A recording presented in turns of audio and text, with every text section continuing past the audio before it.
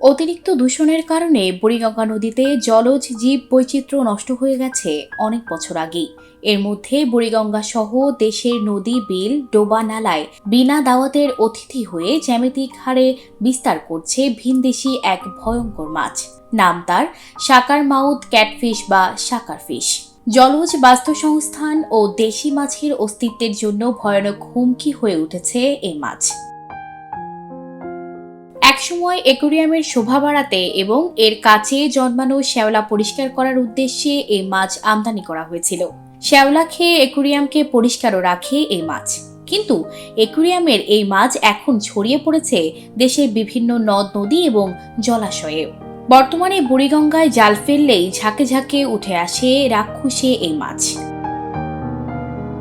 প্রায় একইভাবে শাকার ফিশের বিস্তার ঘটে ল্যাটিন আমেরিকার দেশগুলোতে। শাকারের উৎপত্তিস্থল অ্যামাজনের গহীন বনে হলেও বর্তমানে মাছটি দক্ষিণ আমেরিকার প্রায় সব দেশে ছড়িয়ে পড়েছে।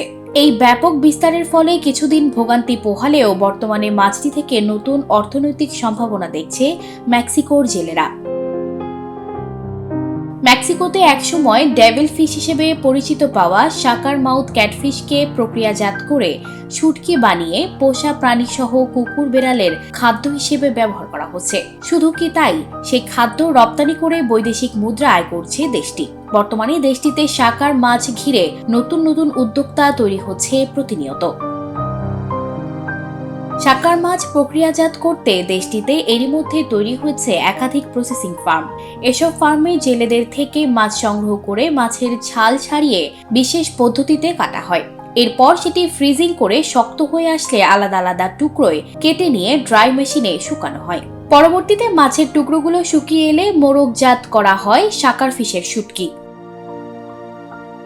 যুক্তরাষ্ট্রের ক্যালিফোর্নিয়া সহ অন্যান্য অঙ্গরাজ্যে শাকার ফিশের শুটকি পশু খাদ্য হিসেবে বেশ জনপ্রিয়তা পেয়েছে। বর্তমানে মেক্সিকো থেকে বিপুল পরিমাণে শাকার ফিশ শুটকি বিদেশে রপ্তানি করা হচ্ছে। গবেষকরা বলছেন, বাংলাদেশে গত কয়েক বছরে নদীগুলোতে শাকার ফিশের আধিক্যতা উল্লেখযোগ্য হারে বেড়েছে। তাই এটিকে গলার কাটা হিসেবে বিবেচনা না করে উপযুক্ত গবেষণা এবং একটি প্রক্রিয়ার মাধ্যমে রাক্ষসে এই মাছটিকে কাজে লাগিয়ে নতুন শিল্প খাতের বিষয়টি আমলে নিতে পারে মৎস্য গবেষণা ইনস্টিটিউট সহ সংশ্লিষ্ট মন্ত্রণালয়। সঞ্জিদা রহমান, প্রবাস খবর।